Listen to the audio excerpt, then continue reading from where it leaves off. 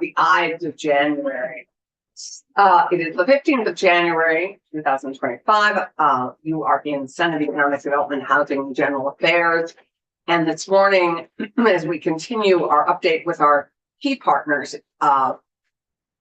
in one of our many areas of jurisdiction, well, we have several intersections with the Attorney General. And so we're meeting today to discuss some of those as we have some big agenda items that are coming that concern and engage the Attorney General's office. So I would love to start today with our Attorney General. We welcome you. It's great to have you. Thank you. And I'm just going to go around because I'm not sure you know everyone maybe as well as you know yours truly. So we're distant cousins. Yes. oh, well, your cousins. Oh, wow. Yeah. That's a joke in my campaign. Clark's cousins are everywhere, But that including here in. and that was, well, so you're Thomas Chittenden, Related to cousin Howard of Charity Clark. Yeah. I'm Allison Clarkson. I don't think we're related, except by certain fashions. Randall Brock. And Randy Brock, and I know you know me as well. Dave Weeks, Rutland County.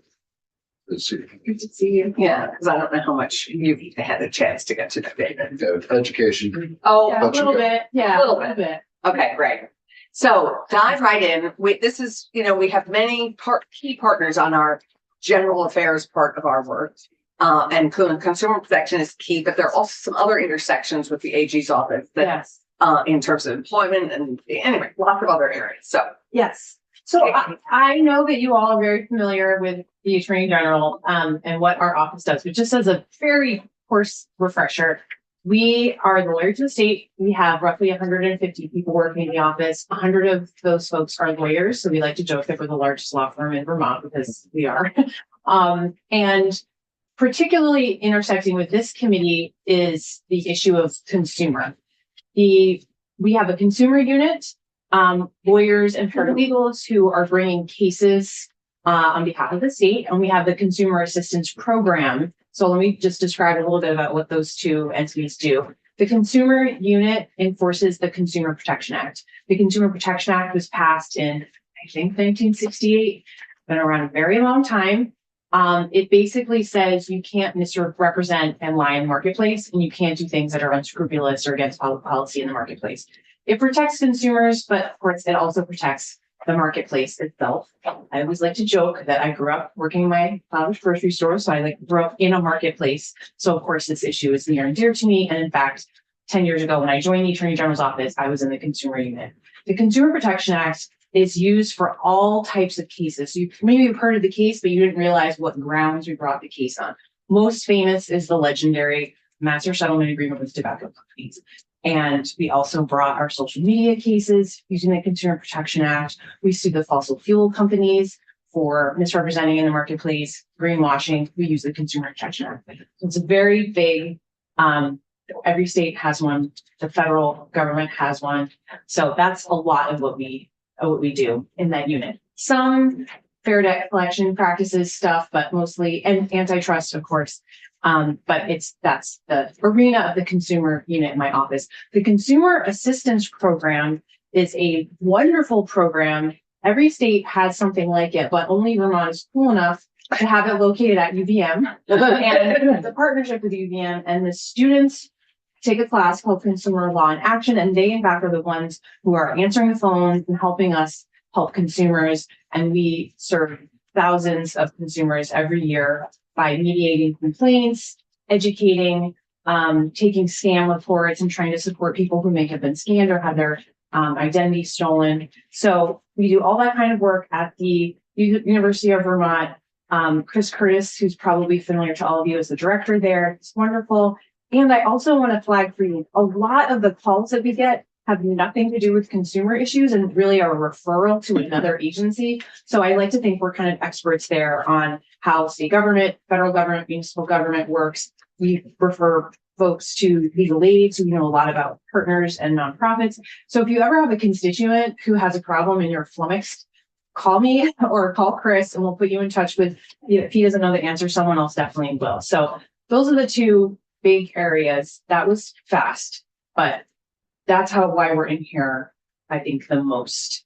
With regards to, you said employment. Before you move on, maybe, would you kind of just give us some update, because we give given you some big consumer protection bills in the last year, I mean, big oil and a couple other. Oh, yes. So why don't you give us an update on some of the cases that you currently are working on Okay. as the state's lawyer? Yes. We sued the fossil, that one, like where we sued the fossil fuel companies. Yeah. Yeah, okay. Because we had, you mentioned. There are a couple others. Yeah, make big oil pay hasn't yet fully happened. Yeah, and that's not really a consumer issue. I have a very outdated, I just happen to have covered in my water bottle that leaked notes on some of our cases. So Yeah, let me just, I think there are a number but that yeah, intersect here. yeah, I can tell you the social media cases, which we brought, I think TikTok was last year, Meta probably the year before. They took the course that generally happens when someone is sued. First, there's a motion to dismiss. Like, judge, you couldn't possibly find in the plaintiff's favor. You have to just dismiss the case entirely. So not surprisingly, that's where when we sue someone, that's usually what happens next. And we duke it out, and sometimes that takes time. Another common, I was about to say trick, that may be harsh, but oftentimes we sue in state court and the defendants want to be in federal court. And so they'll remove the case to federal court. That's what happened with our fossil fuel case. They wanted to be in federal court.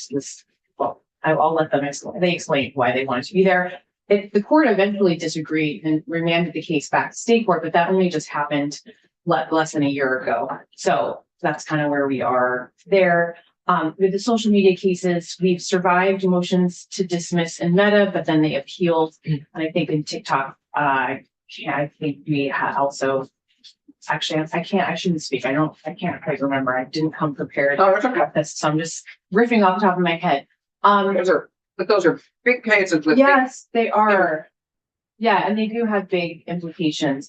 Though those are the social media cases are cases that were made in conjunction. The investigation was made in conjunction with other states across the country, although we did sue here in Vermont because our laws were favorable and we wanted to have control over the case. Can you just summarize in the one sentence kind of summary of the cases when you talk about the social media cases and the fuel cases and so on? What's the subject matter and what is it you hope to achieve? Mm-hmm. With social media, we just want the harm to stop.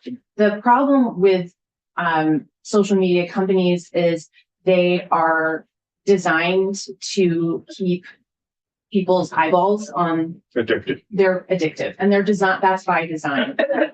And the social media companies we sued have downplayed the addictive nature and the harm that they are causing with their product, especially to teenage girls. All youth, but young girls especially. So that's the focus there. And our main focus is we just want the harm to stop. When it comes to the fossil fuel companies, Vermonters are very environmentally aware. I mean, famous brands that are environmental even began here. We just have that kind of value. And so not surprisingly, consumers in Vermont are shopping and making choices based on how not all consumers, but many consumers are making choices on how environmental or non-environmental a product is. So to have, a company saying my fossil fuel company my product is greener, or, this doesn't cause climate change, just having internal documents that say one thing and then publicly telling consumers something that's not true. What they've done is deprived consumers of the ability to make a choice that reflects their values because they misrepresented their product in the marketplace. So that's the gist of that. And so essentially it's the misrepresentation that's the basis of the suit. That's right. Not necessarily the nature of the product, whether it is or is not harmful. And that misrepresentation is the core. I don't, sometimes that's not distinguishable, but yeah, the idea is you have a misrepresentation, the consumer relied on that misrepresentation. It was material to the choice that they made, and that the consumer was being reasonable. Now, if I said this suit turns into a rocket ship when it gets hot, like obviously we know that doesn't happen. So that would not be reasonable if I bought this thinking that it turned into a rocket ship. But a lot of the claims that we have encountered are problematic just because they are believable and they are not true. Right. Yeah. Right. So sorry, didn't mean to derail us, but I thought it'd be interesting for people to sort of some of the extension of the policy that we discuss and work on, and what ends up in the courts and what doesn't. Yeah. Things. We have benefited enormously, hundreds of millions of dollars in with the tobacco settlement, which has enabled a huge amount of prevention and reduction in smoking. Sadly, increase in vaping, and that's because they have rules that regular tobacco products don't have because they aren't parties to the master settlement agreement. which we have tried. Yeah, it's now, I think we're over at maybe $800 million that Vermont has benefited since 1998. That is a That's lot staggering. of money because it's $23 to $25 million a year, depending on the market. Yeah. And for 10 years, because Vermont was a leader, we got an additional $10 million for 10 years, just because Vermont was on the vanguard. And I'll shout out former AGs, Bill Sorrell and Chief Justice Ann Stoy, who was the Attorney General when all that started. And it's really phenomenal. We're all of an age that we remember what it was like when smoking was rampant, but it really is a tremendous kind of historic feat that the Attorney General Absolutely, and huge cultural and behavioral shifts. Yes, totally. And that wasn't, credit to legislators. Like I remember the July 1st when the no smoking in public places went into effect, and I was at my dad's store and my uncle was like so excited because no one would be smoking at the front end anymore. So the legislatures did a lot of good too. But yeah, that was a tremendous accomplishment. Right. Sorry. So then I didn't mean to derail you from your. You didn't. Right. Yeah. So I would say those are the cases that are a couple of the consumer cases that we're working on. And I would say, having recently just had to get reelected, traveling around the state, the social media cases are probably the most common issue that people wanted to talk to me about when I was campaigning last year, for what it's worth. Those seem to have really resonated. We also just got a lot of feedback. People, especially parents, it really resonated with them. So, And we will continue that work. yeah, Because it didn't pass last year. I mean, a sort of ramped up, beefed up aspect of Kids Code. right. Yeah. I mean, it's an ongoing conversation. And I think folks are continuing to become educated. People who aren't on social media or who only certain types, or maybe don't have children or aren't around kids, they don't realize. Probably Senator Chittenden with his, as a professor, I'm sure you encounter. I know, and as a father of young people. Oh, that's right. Yeah, of course. I know we don't have smartphones at my house, but I certainly hear about the drama at middle school. So, yes. So wanted to also talk about the most common reason why I was in this committee recently was the data privacy bill. Yeah. As a refresher, the first time I came to this wonderful building and said, we need a comprehensive data privacy bill was in 2020, before the pandemic started. Our office, when I was chief of staff, we asked for a Biometric Information Privacy Act, BIPA, to cover sensitive biometric information. And the House Commerce Committee has been very interested in this issue, took time to be educated, to hear from stakeholders. And, it's a process that's been going on for years now, and where they've learned and formed opinions, researched, and they have been great leaders. Obviously, the bill that we had initially passed was vetoed and failed to override. The Senate failed to override that bill. So our aim is to support a bill that is going to be viewed positively by stakeholders, by the governor's office, by this body. And we're working on that now with, our friends in the House and also in the governor's office. My main focus remains the sensitive data, like biometric data, because you can't get that back. I mean, Right. You can't. Social security number would be awful if that were reached, but the truth is, it's just a number. It's not your face or your eyeballs or your fingerprints or your DNA. Yeah, change your fingerprints. Yeah, it's true. Well, you can, but it's very challenging. Yeah. So right, and also I think that it's part of why this issue is so interesting to people is that it is very like a cultural shift and understanding where people are grappling with this idea of privacy. And I have always taken a stand that Vermonters really value privacy. Good fences make good neighbors. That famous Robert Frost line from a poem is about privacy. And so much of, I think, the ethos in Vermont really respects people's independence, their freedom, their privacy. And so I've always advocated that that's what we want. Now, we also have a lot of small businesses who are incredibly important, like the backbone of our economy and our downtowns. So we want to be mindful of the needs of small businesses and not be burdening to them. The initial data privacy bill, and the one that eventually passed, I think, that was small businesses were carved out of that, and I would continue to favor that approach. But we don't have a bill in hand, but I understand that one is in the works. One is very much in the works, and we are going to be beginning that in our house this year. I think there are questions about how big that bill should be, and should we be breaking it down in different parts. Yeah. But at the moment, that is what we're at least beginning. That's the initial plan, is to have it begin in the house and they have more time to, and Monique is the lead mover and shaker on it. So Yeah. She's worked extremely hard on it, and it should be bigger and better. I mean, not necessarily bigger, but she's really worked to hone it and improve it. Nice. Good. Yeah. So So I don't think I have anything specific, but let me just refer to my little list here.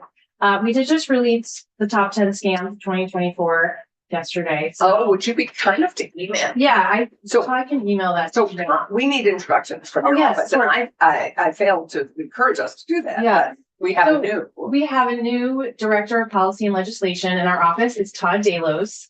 Todd was literally worked in our office when I arrived. So he was one of my mentors. So now I'm his boss. It's great. He stole him back from where he was, and we're really happy to have him. Todd is really a big part of Todd's portfolio, is doing what I did when I was chief of staff. So really, really happy to have Todd in this role, so that you'll have someone in the building a little bit more than we've had the first couple of years of my term. And he'll be your first point of contact and your go-to on stuff. And of course, I can always come over whenever you need me, but Todd will be here a lot more often. So really excited to have Todd on board. Which is great. And Maggie is our intern. She is a law student who's graduating in May. Yes. Maggie actually was an intern for us in our civil rights unit as well. So if you ever have employment discrimination questions, Well, Maggie and you know we do. answers. And we're really, really happy to have Maggie back. Maggie's a student at Vermont Law School, Vermont Law Graduate School. Yeah. She'll be here a couple days a week. So yeah. And we have a new partner Yes. as well. Heidi, would you be kind enough to introduce yourself? Yes, good morning. Good morning. I'm Heidi Parker. Living here in Montpelier, and I'm new to this role and new to the state out here. Nice. Which is great. So yeah. Happy to be here. And share if folks want paper copies. I do have this in. Oh, yeah, I think we'd love it, because what we have tended to the top 10 scams, but the other key thing that we, I think, would like from Chris, and I could email Chris and ask him, or whoever, is the top 5 consumer protection complaints. Yes. Because Todd and David and Tom, we have tended to try and address, if it's possible for us to address those. Yes. That's where we got our Mhm. contractor registration from. We- One of the top 5 consumer complaints. We haven't released the actual complaints yet for last year, but I can, for the year before, I'll have them send you those. Right. And I'm glad you mentioned this, because as a refresher, the home improvement fraud issue it's been number 1, the top complaint. Autos are often the top complaint, actually, but we have I won't go into our system for that, but it's either number 1, number 2, or number 3 every single year. And not surprisingly, because when you put in a new bathroom or a deck, it's very expensive. So it's not like, I lost $25. I'm not going to bother calling the consumer assistance program. We get a lot of complaints. And oftentimes there wasn't much we could do about it. So we engaged with the Secretary of State, with the Well, now that we have the legislature. registration. Yes. And we will probably. And at the time of the registration, there was some disagreement with the governor's office, There was. and a compromise kind of position involved creating a position in our Office of the Consumer Assistance Program to just be a specialist for home improvement complaints. He's incredible. His name is Gabriel Taylor Marsh. He's been in the office for about a year and a half, and during that time, he has literally gotten back to for consumers $800,000. I mean, incredible. And he also, I should say, doesn't just help consumers. He sometimes is helping the contractor. So he's just, an expert on all of this. He was a paralegal, and he also has worked as a contractor. So he's like the perfect person for this job. It's a bang up job. However, we will be asking to make his position permanent. It's right now, it was like a 2-year funded position, and we want to make it permanent. We pitched this to you and you guys liked it. And I have to say it has far exceeded my expectations. Great. So we're going to need, we will be given a box within which to work once Yeah. the budget comes Yeah. within it. And so we will have everybody's priorities Yes. in that for us to be weighing in terms of what we choose to support. On that, as you know, this committee always wants to measure its work. One of the things we did in GovOps and in this committee was, again, a compromise with the administration, because we don't do it, but we do it all the time, was that we did a contractor registration Yeah. instead of a licensing. Yeah. That we're now getting recommendations to keep moving and do it as a license. But I would love to know with Gabriel and the Secretary of State's office, how is that impacting the number of complaints we're getting? Is that in reducing the number of complaints we're getting about contractors? How is it improving? So I don't know if 1.5 years out yet, we have that data, but I would love to go to Randy's issue, which has been the committee's issue for a long time. Is how do we measure everything that the success of what we pass? And I would love to make sure we track that. And I'll let the Secretary of State's office know that we hope we might have an update on that. Yeah, we're happy to do that. We track things too, especially at CAP, especially because it's a partnership with UVM. So we're always, wanting to make sure, what they're doing, they know what we're doing. And this position in particular, just because we knew that it was funded for 2 years and we would want to see how it's going to see if we were going to recommend that we continue it, and we wholeheartedly do. I mean, we really want to make an impression on consumers and on Vermonters to say, with your view in this consumer space, this is one way. And we literally get thank you notes back for his, it's really far exceeded my expectations. It's been great. Another position that we're going to be asking for in the budget is an additional assistant attorney general focus on big tech. Basically, there's just a lot of cases happening across the country.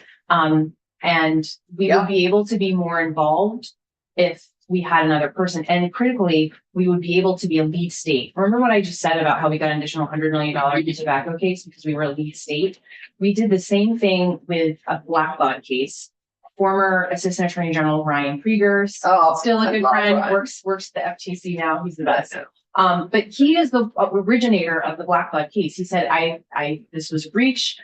It was egregious. They've since really shored up their policies and practices, and they took this very seriously. But anyway, there was a multi-state settlement. And as a point of reference, I think New Hampshire got like $100,000, in Vermont got $3 million because we were the originators. Exactly. And we joined, it was Indiana was our partner in leading the case. So it would be, a wonderful way for us to, enforce the Consumer Protection Act against bad actors and protect Vermonters in a way that we just have limited capacity at this point. So just flagging that ask as well.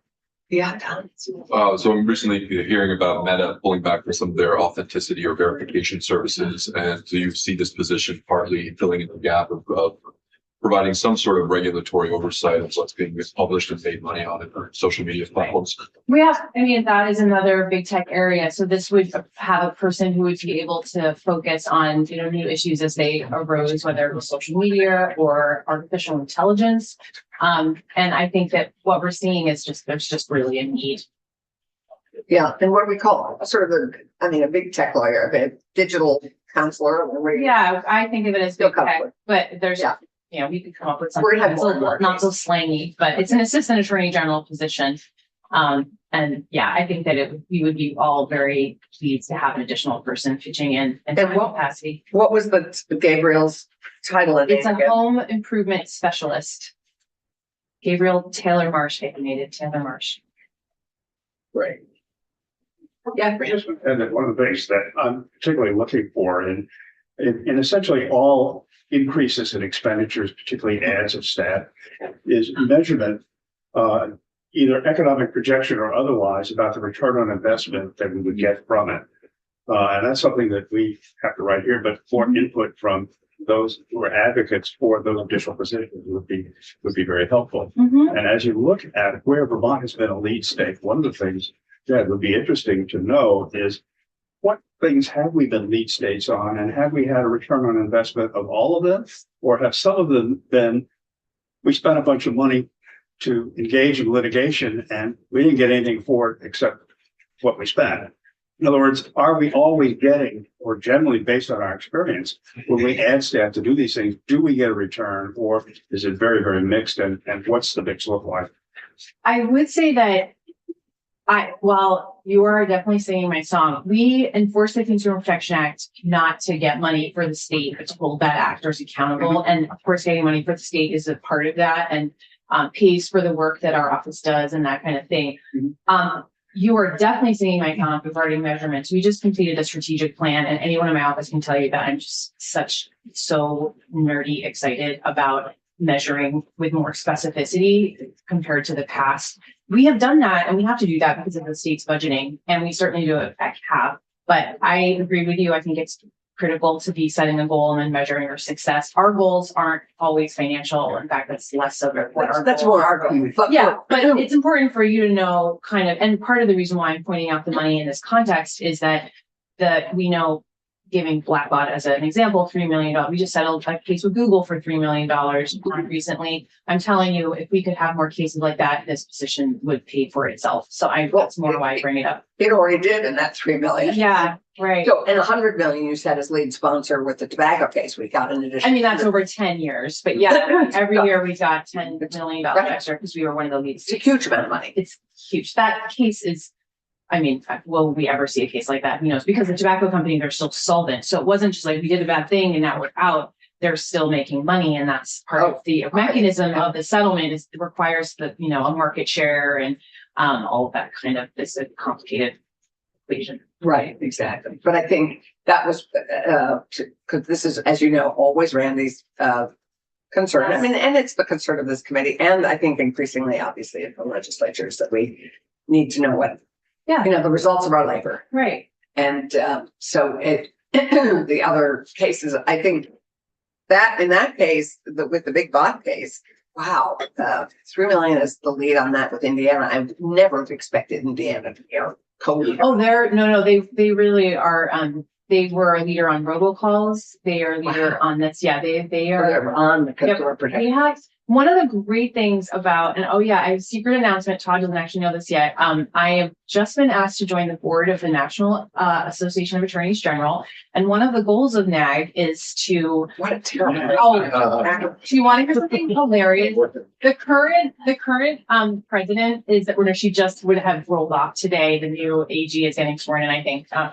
Maybe that was last week. Anyway, she announced that she was going to be president, and she said, also, I'm changing the name. I'm not calling it NAG. And so when you're around the wonderful from Oregon, you can't say NAG, you have to say the national, I can't remember what she said. Anyway, yeah. And part of the big mission of that organization is bipartisanship.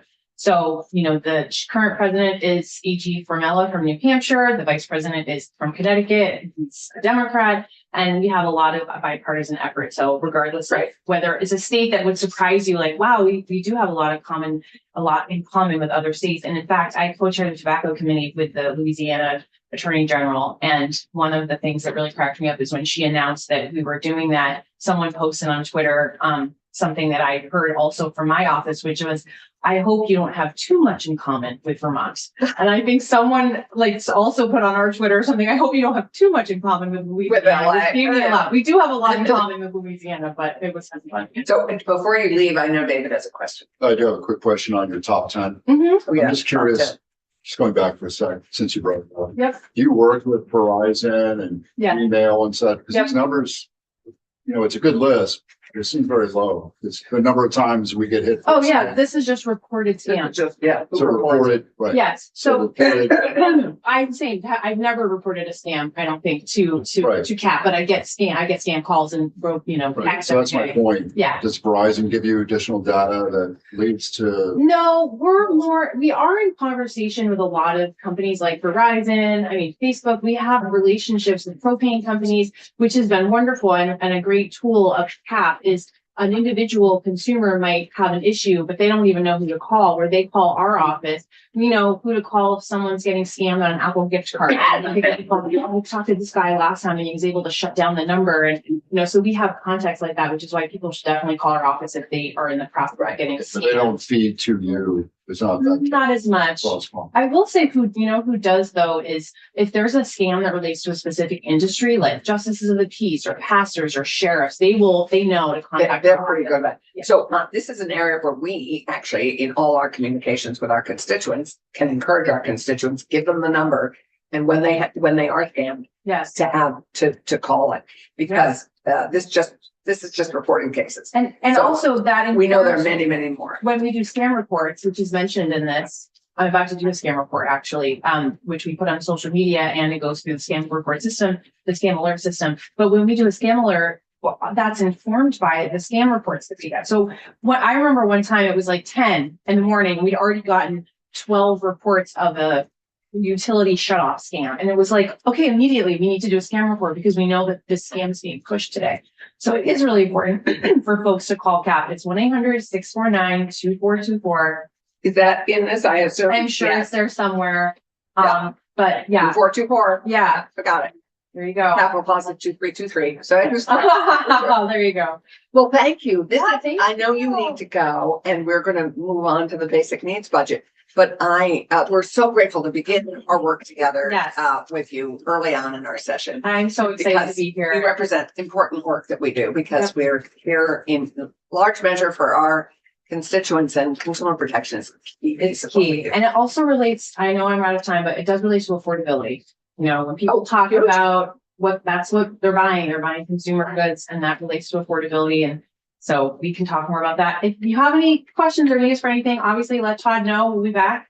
We're here Right. for you. So You're not very far away. yeah, exactly. Thank you, and Maggie, lovely to meet you. Todd, great to have you. And I'll be in touch with Chris, or maybe one of you could follow up with Chris, because we'd love to have Chris in and hear about when he's ready with the top 5 Yeah. consumer protection issues of the year. Yes, In absolutely. addition to data privacy, which is a big one. I know. Yes.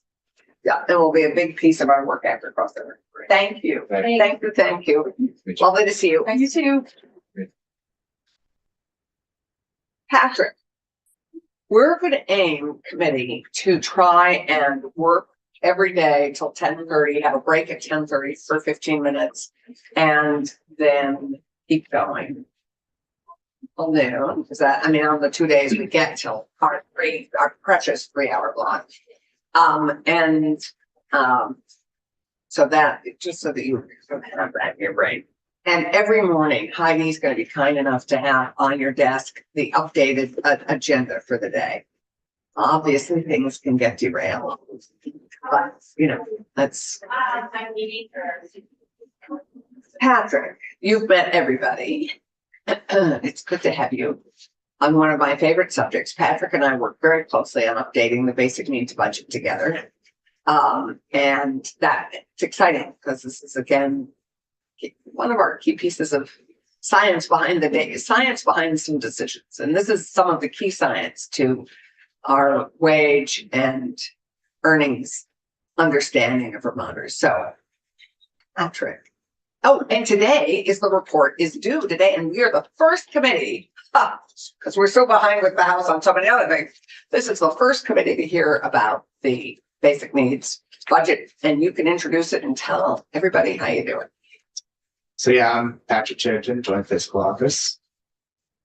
This is this year's version of the report. We have copies for everybody. I sent So Have you sent it to Heidi? Yes. yes, I sent it to Heidi, would you Heidi. I kinda- submitted it to legislative reports last night. I checked right before I came in. They haven't published it to the General Assembly's website just yet. But that's okay. But it'll be in the tab on the website under And reports. hopefully be on our tab on our website. Yes. But Heidi, if you'd be kind enough to send it to Tony and have 6 copies printed, that would be great. Yes. Maybe 7, one for Sophie too. You want a hard copy? Yeah, yes, yes, please. We'd love that. No, I'm just for some reason the Zoom link was dead or something like that. Well, I believe it because when I set them up on Monday, unfortunately, we had to do a number of workarounds. And I should have something better moving forward yesterday. but we're live now, so I'm believing that we're on Zoom now. Yes, it's better. So you say Patrick checked and we weren't live this morning? No, you're live. It's just the link I had to join. It said it was an invalid ID or something like that. So that's a challenge for the public. Your PowerPoint is on the web. The PowerPoint is on the web, and I guess if we wanted, Heidi could drive. We could also print them, but you need to create. Well, I have it on my computer. Okay, I could drive. Let's figure this out. Would you like to, as you present it, would you like to have it up on the screen for us to see? Mhm. Okay, Okay, so what you're saying is you can't access what is here. So if so I think he's asking you to me, let's do this. to see if we can put it up on the screen. I'm going. Right. Could be an option. So while he works on that, would you give some background to the new members on how often you do this? But it's Yeah, sure, we'll be kind of preempting some of the slides, but I'd be happy Well, to that's do that. So this is my first year writing this report. Previously, if you had been in this committee, you would have seen Dan Dickerson come in. But he's no longer with our office, so it's me. We do this every 2 years at the beginning of each biennium. It's basically looking at the previous year, so we're in 2025 now. It's reflecting 2024, basically cost of Vermonters. Generally, the whole premise is, what does it cost to live here without public assistance?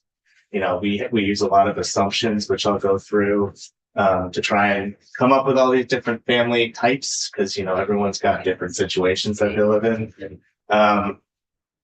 So you'll see 7 different, in the report, 7 different family configurations that we've done, both urban and rural costs for them. And I'll get into a little bit how that's defined, but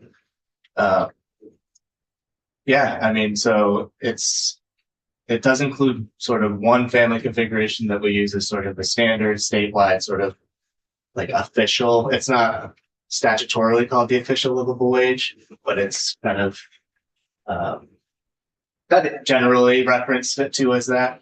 and others reference it as well. Yeah. And so I'd love to chat with you about what we discussed in terms of how people use this document. Tom. So I took a peek at your slides and I'm looking at this one right here, and this is all very new to me. So my one question is, I see that utilities are required by statute, and similarly insurance, rental, and life are, but I'm surprised that telecommunications, I see more and more that today data services are utility, they're a necessity. Is this something that the state of Vermont set by statute, or are we synchronizing with the federal government on what qualifies? So We're going to go through it all Yeah. the choices we made in one. but yeah, if we want to jump right to that. So Well, why don't we actually do the whole report and as we get to this, reference Tom's. I mean, he is on the 3rd slide. So Right. I'm having trouble sharing my screen. I'm not sure how to do this. I mean, we are live. The live situation is not a problem, but Do you need Delia? I just went over, Linda said she could help me and she's now unavailable. So let me go get Delia. I know it's that with this, unfortunately, the setup of the Zooms yesterday. Okay, I would just, I thought you allowed him to share. there's been a complication. it's entry into this. She's It's just a valid meeting ID. they had to do a workaround to get us on this YouTube in the first place. So, So why don't I maybe do this? A lot of the slides have text on them, but I can talk through those ones, and hopefully by the time we get to charts, I Great can idea. actually show you those charts. plow ahead. So the first thing is just the general definition, what's in statute, basic needs defined as the essentials needed to run a household in statute, which the senator was referencing earlier. There's food, there's housing, transportation, childcare, utilities, health and dental insurance, taxes, rental life insurance, those kind of things, and personal expenses and savings. So that's just how we're defining basic needs. That's not sort of limited to that. It's not prescriptive. We, the state of Vermont, are defining this. That's how the statute is written, yeah. And then the budget. And that's what this is what we updated last year. Right. And we addressed the telecommunications issue, which is huge. Yeah, so, and then the basic need is you just figure out what each of these family configurations need to spend on that to afford the amount of those goods in order to meet all their needs. So like I said, so required by statute, we have those things I just listed. There are some spending categories that are not included in statute, but we do include in the report. Typically, it's easier sometimes to get maybe like a JFC approval to make some methodological tweaks rather than having to go through the entire legislative process to get a bill passed through it. Sometimes that's required depending on what the change is, but rising up to the level of including a spending category or not, that can just be done with JFC approval. Which we did last year after our update to the bid, to the budget. Yeah. And so clothing and household expenses obviously seems like a basic need, right? You need to clothes to wear. So it's not required by statute, but we do include it in the report because it seems like kind of common sense. I got you. Telecommunications, same thing. You need a phone to be able to kind of operate in society these days. And then personal care products. That's actually a new one, and I'll go into that. I think, from talking to some of the stakeholders who were involved in the report from the onset, it was kind of an oversight that personal care products were included. Because you need soap, you need toothpaste, shampoo, that kind of stuff. So that's actually a new thing that's included this year, but it's not required by statute, but we're still doing the budget for it to be. Yep. Can I just, I have been a fan of using the Economic Policy Institute's family budget calculator because it's a national tool. Many families are encouraged to look at it to figure out what's affordable for them because it does it by your adult and child household size. And under other necessities, they write apparel, personal care, household supplies, including furnishings, cleaning supplies, and phone service, reading materials, and school supplies. And they get this data from the Bureau of Labor Statistics. So I think a few things are missing from that category that without you really can't live a comfortable and adequate life. Yeah, so all those things you just listed are they're in some of these categories. They're not all in one category. Yeah. But like reading materials, that gets rolled into miscellaneous expenses. Okay. I'm forgetting some of the other things you said. Apparel, personal care, Is that- furnishings, cleaning supplies, phone service. Yeah, so a lot of that would be include. So phone service Is utilities. is in telecommunications. Yeah. Oh, okay. In this, and So then there's no, diabetes here to reference. yeah, And Try. I'm looking at Try the again. comments, but yeah. Delia had me send from within a different, I see. Zoom I link. got you. So try this one. And then all those other things you listed, the household apparel stuff, that's in the clothing and household expenses category. Right. So they are being captured in this. But if you are interested, there is in the report, in Appendix B, all the way towards the back, there's sort of a comparison between EPI and also MIT has a little wage calculator. Mhm. So there's kind of a compare and contrast between those different rules, if that's of interest. Because we tried to look as broadly as we could. Do you also look at the average amount of debt that households are carrying and loan payments, interest payments? No, we aren't carrying debt in this. There's an allowance, there's an assumption used for savings.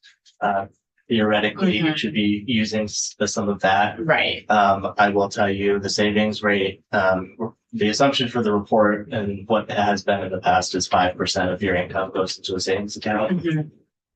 I think that Sadly, for a lot of people, the general rule of thumb is you want something like 6 months of living expenses Yeah. in your savings. I get, Mhm, not the reality that a lot of people have. mhm, But, you know, I guess this report doesn't come from it's basically coming from a clean slate starting point. mhm. And I just need to be accepted. Thank you, Sarah. Got it. But, yeah, we did, I don't even remember discussing that. Did we discuss that? We had a conversation during That's over a year ago. it was a little while ago, yeah. It was a little while ago, yeah. But it's living documentation. But it's still- We have to make sure it's- I thought I was on mute. You're all set. I'm all set. I'm gonna share my screen. I mean, I guess my question is eventually, do we have to reinvent the wheel or are there existing tools that help us compare to other states? Because you can look at this tool for every county in the country. Right, and yes, And I'd much rather do that because when people say they experience a high cost of living, that's the policy considerations that we have to take into account. Right. And where people vote with their feet. Now, what's the source of that information? The Economic Policy Institute. It's called the Family Budget Calculator. If you Google that, it's very easy to find. And Vermont, to have a modest, adequate income to pay your bills on time, is over $130,000 in every county of the state. We are extremely rural for that kind of metric. Most metropolitan areas in the country are between 90 and 120,000. Minneapolis, Denver, Austin, we are just so astronomically high on this chart. so we used this as a resource and MIT. So there are a couple, Patrick, you take it right. Now we have you up on the thing, so just. Sure. I guess one thing I'll say about comparing the different tools, so EPI and MIT are both sort of nationally focused. There are some things that we do account for that are very Vermont specific in this report. One of the biggest, namely being, we are including childcare subsidies for a view to public good I don't rather even than public update it. assistance. Yeah. So that actually does cause, because they don't account for that in their calculations, and that does cause a rather large variance between the two wages you'll see in the report, in that appendix. And the reason it's viewed, so one thing I want to jump to is here. So obviously livable wage equals the wage that you need working full time to afford the budget that we're calculating, right? But the second piece here, that's just the schedule. So the big picture that I want you to take away of like, what's the point of all this? The basic needs budget report, its purpose is to calculate the cost of those basic needs in Vermont and the wage needed to afford them without public assistance. So, the wages for all these people are already kind of at a rate where they're not going to qualify for SNAP or REACH or a lot of those sort of public assistance program types.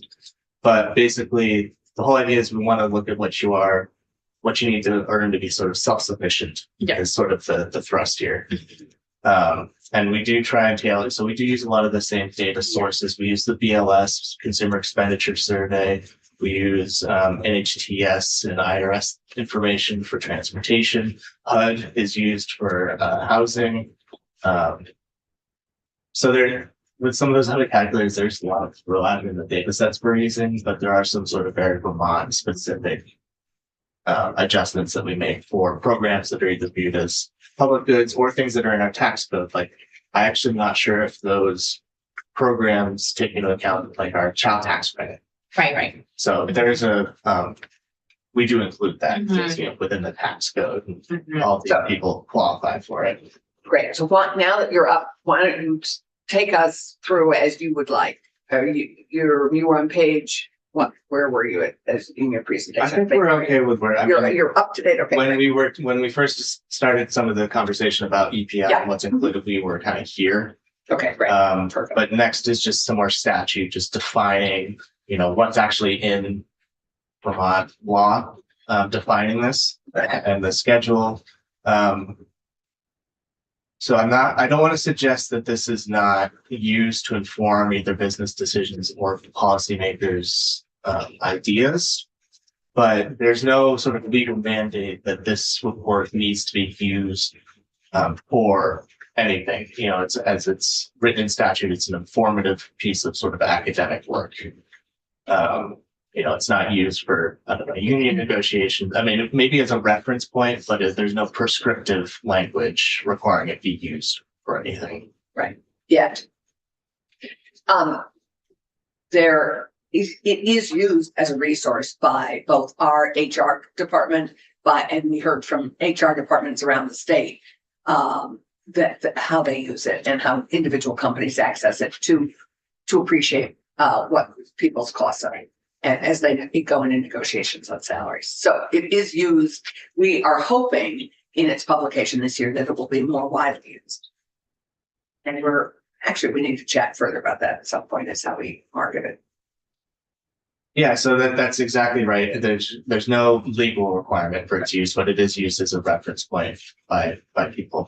So I thought maybe when I go next is just to tell you a little bit about some of the basic assumptions and how we're building these family configurations and sort of the people that we have to make a lot of assumptions. The people we're assuming that this is covering, you know, there's a million different kinds of family configurations. It's not going to capture everybody's unique situation, but we have 7 different configurations, all the way from single with kids to, you know, 2 adults with or without kids. We even have one family type where we have 2 adults, 2 kids, but there's only one wage earner, and the other adult is sort of assumed to be the child caregiver, which has implications for their budget because they don't pay for that, obviously. But one thing that's new here as of legislation last year, and I'll talk about that a little bit more later, is this single person shared housing. So that's kind of a indirect way of saying someone living with a roommate. And that has implications for both, you know, tax purposes and, you know, household economics, you know, sharing of certain goods and, you know, what type of rental unit you're going to get. Are all of the single people wage earners? Yes. Because when I think about the statistic that 70% of Vermont households are 2 people or less, I'm picturing a lot of older Vermonters where there's no wage earners or maybe one person receiving their retirement. I mean, I feel like this might be missing the biggest category of people of all. I don't know. Yeah, I mean, so, and then I'll come back to this. We have some age assumptions that we're looking at. So, you know, generally it's the working age population. It's 20 to 50 is the target range for adults. Although I guess in a way, you know, there might be some difference. So many older people. Right, yeah, exactly. I mean, it is sort of, so from the budget perspective, you know, you can kind of indirectly say, well, if someone in a situation like that, they need like this amount of income. It might not be from wages, you know, it could be a sort of like pension, retirement fund, social security. But if they equal up to this amount, they should be able to afford this. There are some different, like the data that we use does make different assumptions. Like food, for example, varies by the age of the individual. So older people are kind of assumed to have a lower budget because it's assumed that they don't eat as much. But we also Or don't have the same caloric requirements. We also discussed young men who eat more. So if you have children that are, and we chatted about that, but Are these categories based at all on what we see in our household configurations in Vermont? Is this inspired on what we see a large portion of our family configurations or living configurations composed of? Yes and no. So like the discussion just now, I mean, where the target is really sort of the working age population. Obviously, we do have a lot of retired individuals in the state. So from that perspective, we're not directly targeting with the livable wage calculations people who aren't working. You know, the idea is that this is, if you're working, sort of this is what you need to be making to sort of make those ends meet, right? And also, you know, so in 2 adult households, we did this as part of the technical correct. Technical something. Technical update. Advisory committee, that's what it was. we looked at two adult households with no kids because the official livable wage prior had been referencing a 2 adult household with no children. This year, through legislation, it shifted to a single adult in shared housing. So there actually are more 2 adult households that are either married or cohabitating in the state than there are single living with roommates, and it's something we looked at. However, through the committee's discussions with themselves and then talking with the auditor, they came to the recommendation that they actually thought that should be sort of the target population. They looked at other things, so there aren't as many of them as the married or cohabitating 2 adult household, but on average they tend to be lower age households. And I think it was you can expand on that because I don't want to speak for you, but I think it was the feeling that was sort of the demographic most wanting to be part in. So yeah, choice at the end, by the end, after we discuss it. Oh, why don't you keep going? Because I know your time is 10. So there is a distinction in the report between urban and rural. Basically, this is just sort of a statistical delineation. This is not a perfect delineation either. Urban basically references Chittenden County and rural references the rest of the state. There were a lot of discussions in the technical advisory committee about, well, what about these ski towns that are really expensive as well? Not all of Chittenden County, and you also see Franklin and Grand Isle counties are on there too, is listed as. Yeah, when you throw Richmond in, the Burlington. Exactly. Just don't strike me being very useful. So, I mean, from sort of a statistical standpoint, that's the delineation that's used. However, like you said, if you live in Richmond, it might make more sense for you to reference the rural wage instead. We had a long discussion on this. I lost this discussion because we ended up with it. I felt that we're so flexible and we move. You may live one place, but you earn in another place. It seemed to me that we were more fluid than having two different livable wages. That's it. I just wondered about the value of all of this. Well, let's hear the rest of it. And I think what I'm saying is where you have so many permutations and combinations possible. Right. Not all of them in terms of just a common thing that you see of a 2 people, married couple living together, only one works. And there's not a category that even covers that specifically. Yeah, it covers it if they are 2 people with no children, both working, what I saw on the screen, right? No. So there's the 2 adults with 2 children where both work, and another iteration where only one of them works. And they're So there's two adults with no children, and you do have both combinations there. Oh, sorry. So the iteration with no children, we assume they both work. It's just the iterations with children where we And again, but typically the older couple in particular who isn't, at retired or retirement age, that is missing in terms of the category. I think there are lots of people in that category. And they're mad at us about cost of living. Well, it is, but this report has always been focused on wage earners. I mean, this is not this. It is, and so why don't you finish, and then why don't you finish cruising through this report? I guess just the one yes, you're right. This doesn't capture every single unique situation people might be in.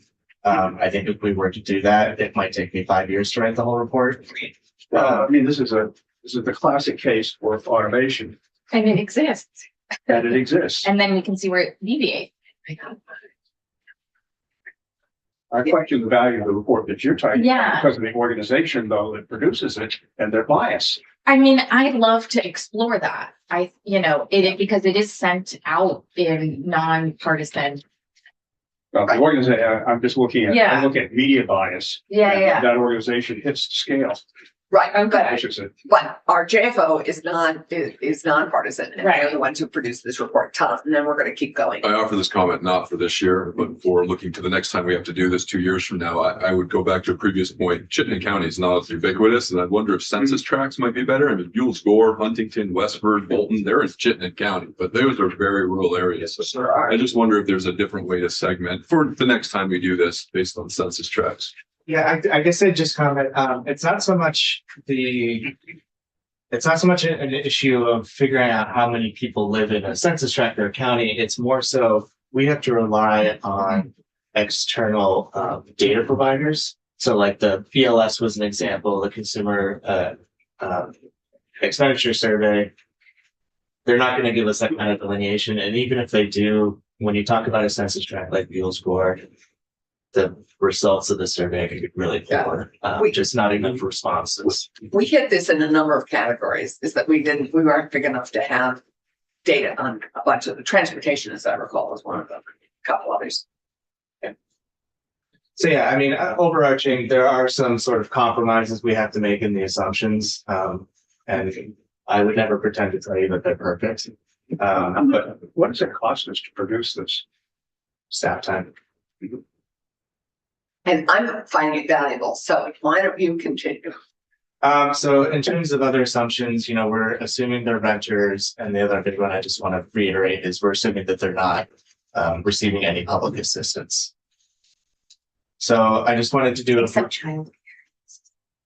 so childcare goes up to 575% of the Right. poverty level. All of these calculate, even if we assume they didn't receive that, all of these income levels are well below that threshold. So it's sort of viewed more as a common or a public good rather than public assistance. Public good over public assistance. And that was something that was discussed in this committee, not Okay. this committee here, but the technical advisory committee.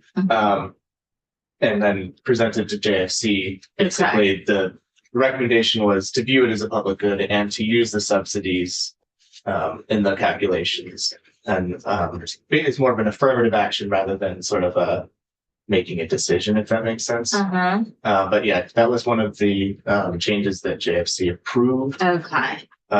In total, there were 10 methodological changes that were presented to JFC for their approval, but there were also two recommendations that required statutory change that were passed last year. So the one relating to JFC approval had to do with food, childcare, which is discussed, clothing and household expenses, telecommunications. And that one, the big thing was we were using a blended average between cell phones and landlines costs. Right. Not many people use landlines anymore. So we switched that to 100% cell phone plan. And, you know, that those are more expensive than landline plans. So that kind of pushed some of the bottom numbers up a little bit. And then, yeah, we also, or not we, the committee also included the two personal care products, or included personal care products into that as a new category. So these were the recommendations that were approved by JFC. There were two recommendations that were not approved that relating to family configurations. But the sort of reason given at JFC for the non-approval at the time was that they were directly related to the statutory recommendations and should be handled legislatively. Which we did. So Yeah. it wasn't a disapproval with sort of prejudice. I don't know if that's the term I want to use, but yeah, so the two statutory changes that actually I think originated out of this committee last year were to make that official livable wage reference to single person shared housing, which we discussed. And also, instead of blending, previously it had averaged the urban and rural wages for a single wage. This delineates the two, just giving credence to the fact that a blended average would neither directly relate to urban nor directly relate to rural. So there's two sort of distinct official wages now. Now, maybe what you've been waiting for are what are those wages for this year? So this is comparing 2022 to 2024. You know, right off the top, you look at the single person, 19.7% increase. A lot of that has to do with there's been some very pronounced inflation in areas like food, in housing, healthcare. A lot of those big ticket items that you hear about a lot. You know, we looked at the data. And, yeah, they've gone up a lot in 2 years. But what's interesting is if you look at those households with children, excluding the one where there's one wage earner, and they're actually seeing some decreases. And the reason for that has to do with the inclusion of childcare subsidies. So if they're utilizing that financial tool, I guess we'll call it. They're taking a big expense off of their budget. I mean, they're still paying their weekly family shares, Yeah. but it's greatly reducing the amount that they're spending in that area. I think what helps make it a useful policy tool is to see each category broken out. Because if we need to do something about housing, their housing cost, we need to be able to look, okay, so what is this? This Per is, month or, so this is the monthly budgets. right, And you can see towards the bottom, you get into the annual expenses and all the way to the bottom, the actual wage associated with Right. that. So yeah, if you were looking and the two columns there are urban Right. growth. If you were looking at that compared to last, I mean, you couldn't for this family configuration because it Yeah. wasn't in that report, but another one, right, if you look at food, housing, healthcare, right, even clothing and household expenses, those categories, you're gonna see that, inflation's taking a pretty big bite in those budgets. So Yeah. they've gone up What's quite so interesting to me is I feel like the single person shared housing is the most outlying housing cost. So if we're saying shared housing, like they have roommates, right? Yeah. Like they're sharing bathrooms and kitchens and things like that. That monthly cost seems to me to be way different than the other category, than the other types of households for the housing cost. Yeah, and so we do. That would be my hypothesis. We do make some assumptions for sort of economies of sharing or whatever Yeah. for every household configuration. Yeah. One example for this type of household is, so we're assuming it's a 2-bedroom house, right? Mhm. But it's only 50% of the rent Right. as they're splitting it, assumed evenly. So Right. this is actually a family configuration. So it's 1 and 2-bedroom assumptions for all the household types. But basically this is the only one where you're taking a 2-bedroom household and cutting the cost in half for the individual. Mhm. So it actually comes out to less than a 1-bedroom.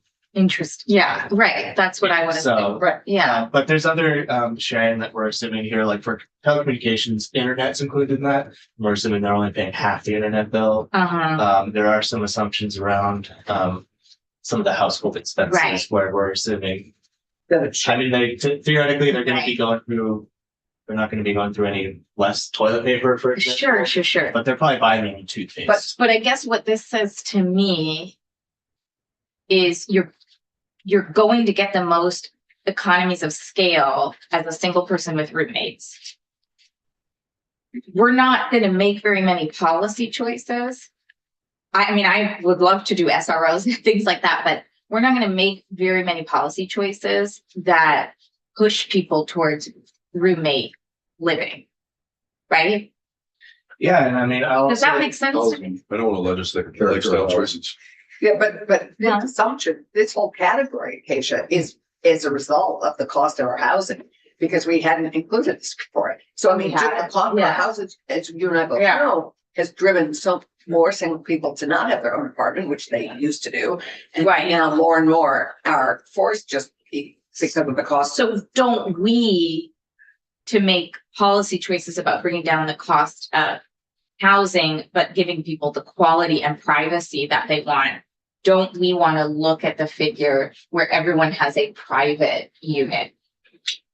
Maybe not. I mean, are we Maybe- I think going to that's be the encouraging discussion. roommate living? Like, I don't, Well, we're encouraging it with older people. We're encouraging shared housing for older people. but they each have their own bathroom Yes, but generally.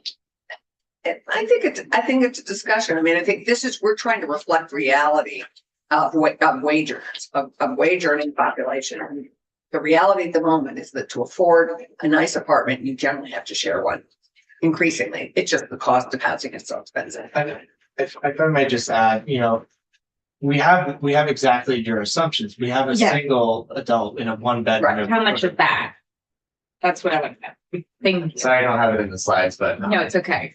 So It's- we're, It this should is a be- single person in their own unit, In their own right? unit, Right. Right. That's the first category. And then we have it with Is, shared. is 1476. Is that for the housing? thing? Yeah. Yeah. I mean, that, I think that's what I'm getting at is like, we're even encouraging our motel situations to become kitchenette and private bathroom. And if we are making our policy assumptions based on people believing that people have the dignity and of a private bathroom, private kitchenette, the cost is 1476, not 968. And this whole thing, you know, in my mind, doesn't help us with our policy goals. I guess the point I was just trying to make is I'm hesitant to try to incent lifestyles, but instead, to my previous question, I'm wondering how much this reflects current lifestyle choices. That's, I think that's where we are. This is at the moment. Yeah. Well, you answer, you. It's not, you said. This is not the main category of household. So, and I think some of this comes back to sort of a philosophical lens, Right. It's what is sort of the target demographic you want to look at. It was the decision of the technical advisory committee, but they philosophically felt like that demographic is something, you know, it's kind of the narrative is that they'd be sort of young adults, young workers. You want to retain them in the state. It has some, you know, some of it ties into sort of migratory, you know, what's going on with sort of discussions around that. But that is partially a philosophical point. When I say the different configurations, yes and no, they sort of reflect our state. Most Vermonters own their own. Many more people own than rent. Yeah. But in this report, because sort of the, you know, if we're thinking about basic needs, Right. what do you need to have a roof over your head? Right. You're not necessarily coming to the table with, you know, a down payment for a home. Yeah. That kind of stuff. Right. So that's what I mean when I say kind of yes and no. Within this, Mhm. within the category of just renters, there's a lot of people, and you know, even if we kind of come ahead a little bit here, you can see looking at the basic needs budget, comparing that to a family of two. You know, there's a little bit of a skew in that one. Actually, let's look at this one. So a 2-adult household, when you compare that to the median household for a 4-person house, it's still quite below the median. So Right. it's 50% of Vermonters are above that level, with 4 people in a family. Say that again? Sorry, so the median, so all the way on the right there, you see this median. Yeah, It's still quite a bit higher. Sorry, than the what annual is budget. that? right. Hang on, can you brief the slide? Yeah. Just start, Sorry. just brief the slide, because we're all just like jumping on it, Sorry, not really. Thank you, understanding what Dave. the intent Sure. That, give us context. There's 4 different measures here. I know there's 5 columns, but there's 4 different measures. The first being, what is the annual income level for federal poverty line? That's the first one. The second one is if you're earning the current Vermont, or I guess the 24 Vermont minimum wage, how much are you earning a year in gross income? Those 2 gray columns refer to the basic needs budget for a 2-adult household with 2 kids, both of them working. And that's the annual income if they're earning the wages in this report. All the way on the right is the Vermont median income for a family of 4. What I was trying to illustrate by Actual, what they Yeah. receive. Yes. They need, okay. that's actual Vermont median income. So what I was just trying to illustrate with that is when talking about, does this represent sort of the average typical Vermonter? You know, they're earning quite a bit less than sort of what the median is, and the median just meaning 50% of the Right. families are below, Right. 50% of families are above that. Yeah. So, yeah, and like there's a whole population that is earning the amount where they're receiving things like SNAP, child assistance, and those types of things. So, Yeah. I guess, sorry for kind of bull rushing ahead, but I Yeah. just wanted to come here to sort of kind of right. try to illustrate some of the discrepancies there. I guess what I'm saying is I'm questioning my assumption that one could create a narrative that between being a single person in a roommate situation to trying to be a 2-adult household with 2 kids, like that's where you make or break.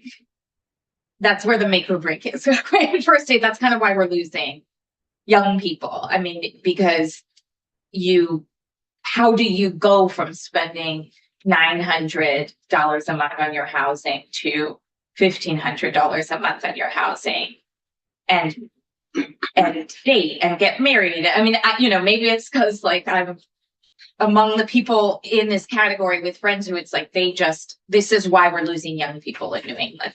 There is a huge leap we're asking people to make from being a roommate to having their own home and children. That's an impossible fathom.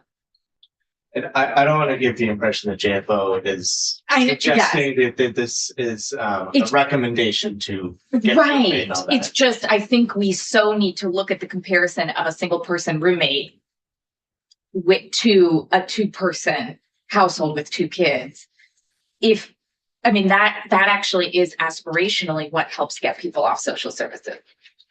It's marriage and stability. And then there are charts for both, like the detailed chart you see there. There's one for each of the family configurations. Exactly. To help to make some of those comparisons. So do I understand what you're saying, Keisha, is that some of our assumptions are in fact undermining the need to push for what the real cost is to set our housing expectations in terms of what cost of housing really is. I mean, I think we can celebrate the big childcare change we made because it went further than the poverty level, right? Because it helped people attain middle income stability. Right. And that we want to do that kind of same work for housing and other categories where we're not just saying, okay, here you fall off a cliff if you stop being a roommate of people, if you are actually trying to become a 2-adult, 2-child household, you need childcare help. If you were trying to become a 2-adult, 2-child household, you need help in these other categories far above median household income or the poverty level. Right. Well, I think that's some of the work we need to be addressing. So it's but I think it's very helpful in setting understandings of what currently is and what sadly some of our housing, what the reality of our housing is driving us to, and we can address the gaps. I mean, I think that's part of our chart. No, it's just for me, anytime I look at a figure that I want to change, I need to see the roommate configuration against the ideal household for society to function.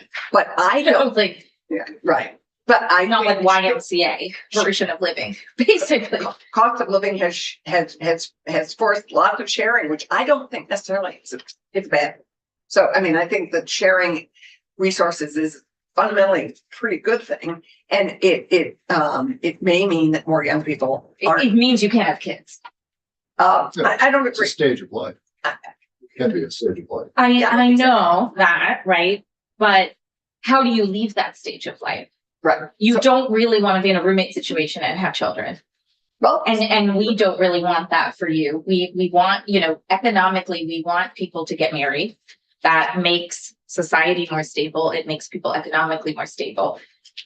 These are like pushing people financially towards being single with roommates is a bad policy choice for New England. And it's why you see flight to other parts of the country. I'm not sure, though. There's lots of assumptions there, and we have 12 minutes left of Patrick. I would love to have you at least finish getting us through this report, and then I think these are all great discussions for us to have, which this report generates. So, yeah, I wanted to come back here just to so on the left-hand side you have we're going back the different spending categories. We're on slide 19. But on the right, I just wanted to show that the tax calculation we go through, because that's a fact of life, right? It's death and taxes. One thing that's new this year, so we're including receiving the childcare subsidies. We're also including the childcare contribution or the new payroll tax. So that's being factored into the childcare or into the year. So kind of a reference point. We have this for all 7 of the family configurations, so you can even see how the tax calculations differ from family type to family type. So we kind of rushed into some of this, but I have some charts here. Just first one is looking at how this has changed over time. This particular chart is referencing the sort of the old definition of the official wage, just because I couldn't show you the historical calculation for the new one. But you can see here, starting in 2010, everything's over. So that gray line is federal minimum wage. The orange line is Vermont minimum wage over time, and then blue is the basic needs minimum wage. Consistently above both types of minimum wage. You can see the federal minimum wage has really been stuck in the mud for a long time. I don't think that's been adjusted since maybe the 80s or 90s. 2009. Oh, 2009, even more Yeah. recent than I thought. And New Hampshire is the only state in New England that has stayed with the federal minimum wage. Well, they do a lot of things special. Yeah, that's true.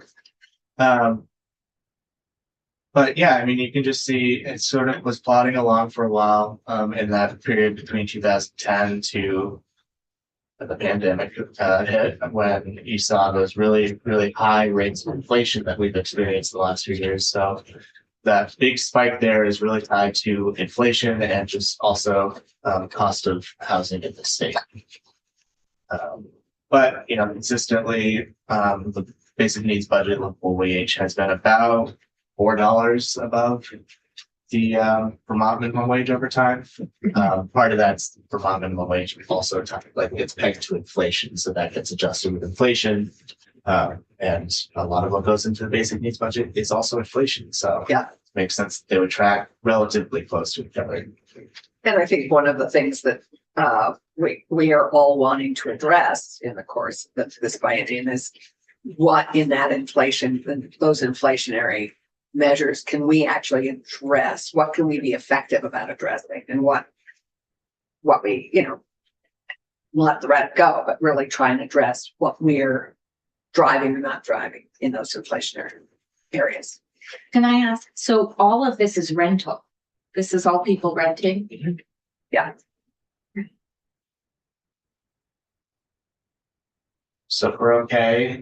It's just a couple more slides, and then I'm happy to take questions until you guys. Can I ask something? Absolutely. So do we know a savings figure that's a kind of empirical number that helps someone buy a home? I don't know that off the top of my head. There That might be a some. question for Maura, who's coming in a Right. little later. I think that's a That could be good.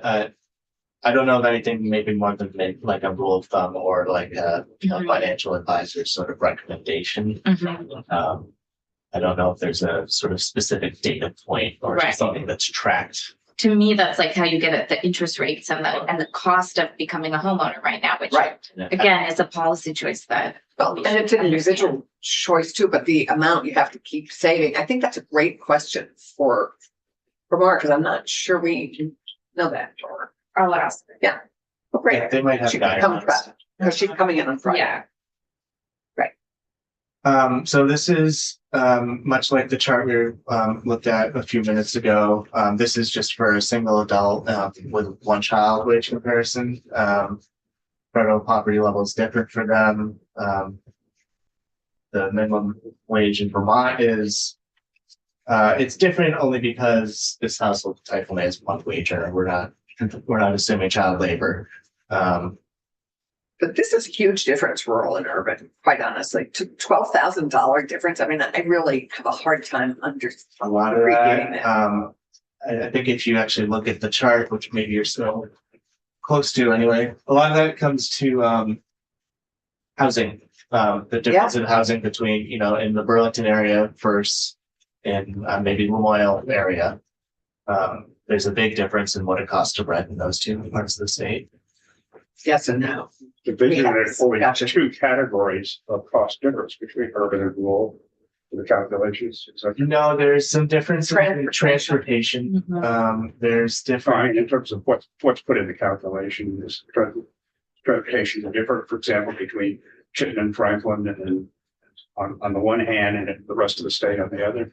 By about $90 Yeah, there's quite a if bit. you want to see it. So maybe we can, I know we were looking at this previously. Yeah.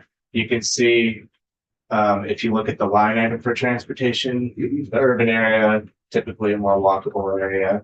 Don't have to drive typically as many miles to get to work, for example, Or you take a bus. or you can, Didn't we? we're not assuming public transportation in the way that it's calculated. And that was, And that's probably because we don't have the data, I think. Was this one? That's hard? also not a choice most people could make. Right now. public transportation. Yeah. Different. I don't live in Burlington, so I don't necessarily know what the bus system is like there. It's got a bus system, beats Woodstock. But that's what I'm saying. Right, and that was, but If we're gonna make a policy choice that someone should be able to use the bus to get to work and childcare, great. I think that's a great It's idea. just, And I- it even goes back to the basics though, of urban versus rural. Yeah. What is that? Right. And that's, And this it's is one of the taken key in change. big chunks Yeah. of territory that it's not meaningful. I live in South Burlington and I can't get on the bus from my house, Yeah, like yeah. 3 miles from a bus stop. I'm like, Okay, Well, public transportation is not factored into the transportation calculation here. So what is factored in is number of miles you drive, the cost of gas, cost of financing and maintenance, so the ownership costs and maintenance costs. So those are But Wrapped up in that. talk about the, your vehicle. you know, in calculating transportation costs, like the distance you drive between urban and rural, where do those numbers come from? So the mileage information comes from an NHTS survey, which has they have responses for Vermont in both urban and rural. They also make the distinction in their collection process. So in the collection process, let's talk about urban and rural, just correct. Where does that number come from in terms of what's the distance that a worker travels in an urban area versus a rural area? Where does those underlying numbers come from? So that's what's collected in the survey. So when they go out and do the survey, they'll basically ask you where you live, and they'll figure out, okay, is that within the Burlington MSA or is that in somewhere else in Vermont? Yeah. To make that distinction. And that then was the key that I was trying to get at, is that they're making the distinction at that level of the Burlington metropolitan area as defined and the rest of the state, as opposed to anything more granular. we're so small, we had a challenge, as I recall. I realize that. Grant. Vermont does really challenge with getting robust samples for surveys. But we're trying to do things that apply or can be applied to individual situations. And the only point that I see when I see many of these items, or at least a number of these items, is that there are vast differences between costs of individuals in either of these two areas, Yeah. as opposed to summarizing them and for it being meaningful for an individual doing individual personal planning. There are definitely compromises that needed to be made with the assumption. Understood. I would never pretend to say that they're perfect.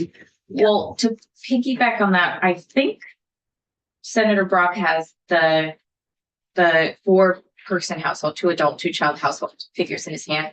And transportation, they're exactly the same as this one. Do you mind if I? Can you look at that? Cause So How's that? what's open is single person.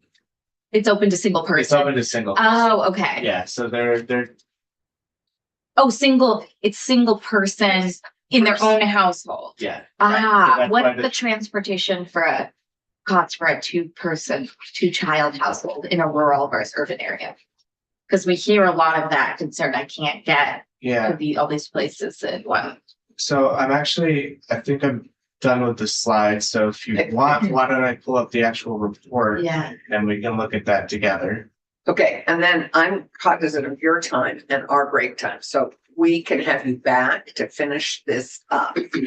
Because I think does that make some sense? Let's do this slide and then let's bring you back Jump to and answer Keisha's question. We'll come back.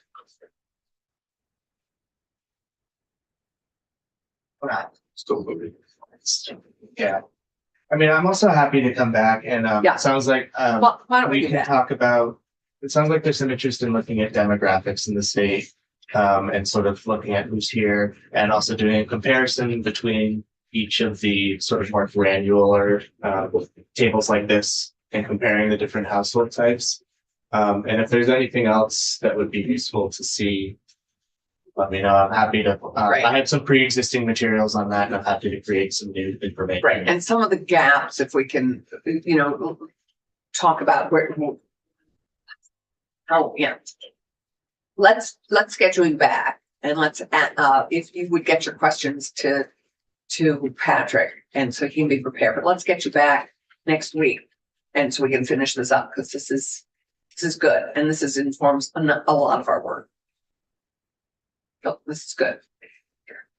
And thank you very much. This is always engenders much discussion, this report, and even the tax expenditure budget. Would anyone like this copy? Sure, is that the whole thing? This is the whole new report. I'd love that.